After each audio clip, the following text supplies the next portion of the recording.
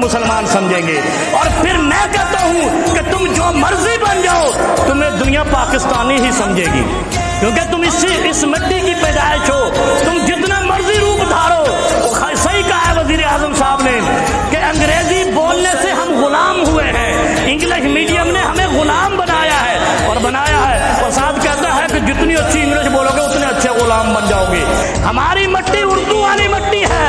अगर तुम्हें उर्दू से नफरत थी तो तुम उसी वक्त पाकिस्तान बनते वक्त अपने आबा अजदाद को गालियां निकालो कि उन्होंने काजी आजम से क्यों कहा है कि कौमी ज़बान उर्दू है। उर्दू जैसी जुबान, तुम उससे इतने एहसास कमतरी में शिकार हो। इसी तरह के लोग हैं पाकिस्तान की ब्यूरोक्रेसी में जो इस Let me make it very clear to you, leave no doubt that state language Pakistan is going to be also a normal language.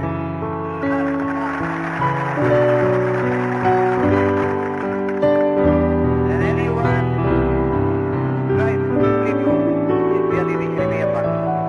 Without state language, no nation can remain tied up solidly together and solid. Look at the history. Every government has got to have some state language.